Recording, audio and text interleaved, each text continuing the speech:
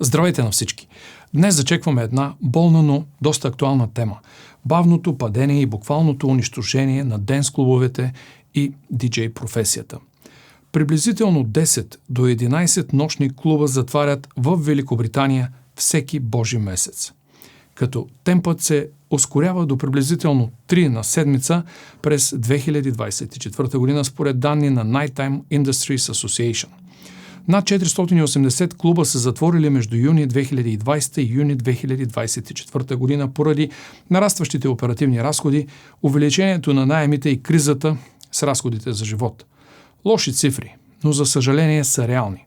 Това, което наистина убива професията на диджея и денс-клубовете, не е някакъв си драматичен момент, в който всичко внезапно се срива. Бавно е, скучно е и става въпрос най-вече за пари, достъп, претоварване и хора, които забравят за какво всъщност са диджеят и клубът. Нека започнем с парите, защото парите стоят зад почти всеки проблем.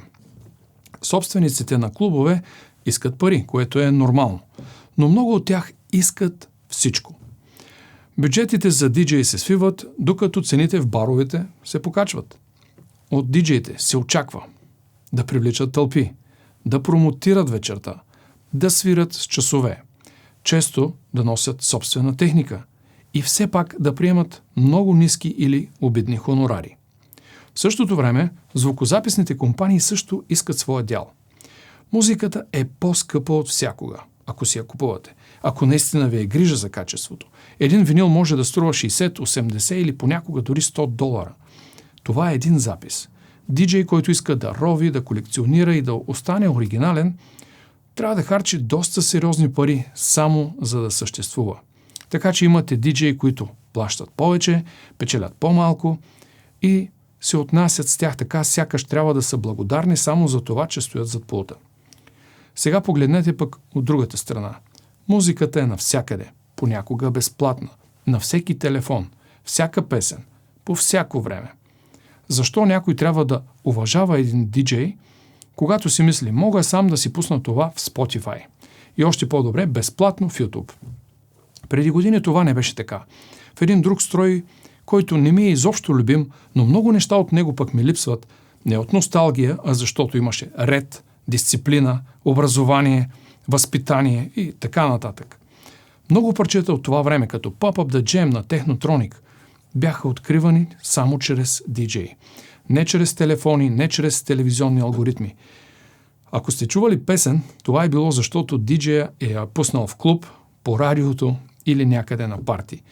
Диджеите бяха пазителите на портата на денс културата. Днес портата я няма. Денс културата изобщо. Как един диджей да се конкурира с неограничена музика в джоба на всеки? Стриминг услугите не помогнаха. Всъщност те влошиха нещата. Те са жестоки разрушители на денс културата по много причини. Всеки ден около 100 000 нови песни се качват на стриминг платформи. 100 000. Повечето от тях са си чист буклук. Евтини, набързо копирани парчета, направени за да пълнят каталози, а не да трогват и да движат хората. От целия този шум, за цяла година може би 10 или 15 парчета са истинските хитове, които наистина се струва да се купят, пуснат или запомнят. Това означава, че диджеите са принудени да преминат през брутален процес на сортиране. Безкрайно слушане, безкрайно прескачане, часове и часове ровене, само за да намерят една използваема песен. Тази работа именно е невидима. Публиката не я вижда. Клубовете не плащат за нея. Но без това филтриране, дансингът просто се дави в буклуци. И докато всичко това се случва, песните стават все по-късички. 2 минути, понякога може би и по-малко. Що за партия е това? Един диджей едва може да миксира правилно 2 парчета. Няма време за изграждане, няма време да се остави ритъмът да диша, няма място за разработка на самия трак. Музиката, мили приятели, е предназначена да се прескача, а не да се танцува. Тя е създадена за някакви алгоритми, а не за денс маняци и фенове. Когато парчетата са създадени за стриминг цифри вместо за движение и танцуване, диджеите са в капан. Или следват този формат, или изглеждат остарели. Така или иначе, изкуството страда. Друг огромен проблем е насищането. Пазарът е наводнен. Всеки е диджей сега. В моя град, да кажем, имаме 50 000 души. Аз лично познавам поне 30 диджеи. А колко клуба? Може би 2 или 3. Междувременно имаме, може би, 2 ключари. В един и същи град. Можете сами да си направите сметката. Предлагането е огромно. Търсенето е малко. Това означава, че диджеите лесно се заменят. Ниско платени са и постоянно се конкурират един с друг, вместо да растат заедно. Когато всички са диджей, професията губи тежест. Технологията прави навлизането лесно, но не ги учи на търпение, вкус или отговорност. Много диджеи никога не се научиха да разчитат аудиторията. О, не бойте се. И аз съм в тази категория напоследък. Може би защото съм old school, от старата школа. Научиха се как да зареждат тракове. Голямо чудо. А клубовете не помагат изобщо, защото често на тях не им пука. Те просто редуват имена и се надяват нещо да се задържи. После е публиката. И това е неудобно да се каже и споменава, но има значение.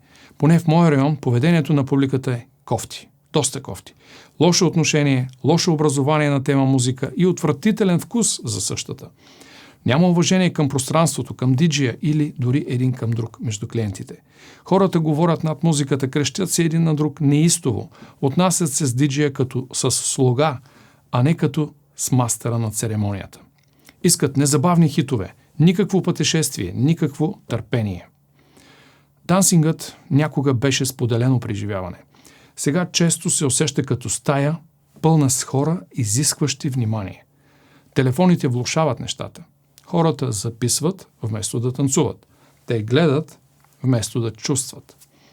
Енергията вече не циркулира. Тя изтича на екраните на телефоните. Диджея захранва стаята, но стаята не му дава обратна връзка.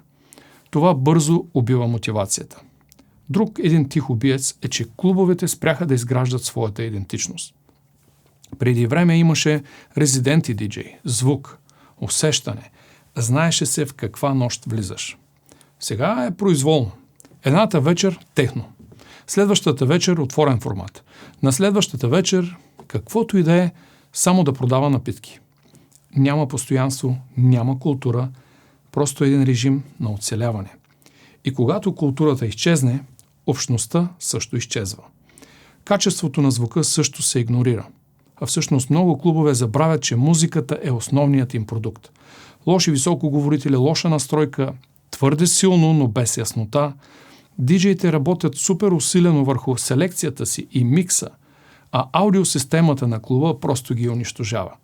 Тогава хората си казват, диджея не беше добър. Не, техниката не беше добра. Някои диджеи също играят роля в убиването на собствената си професия. Его.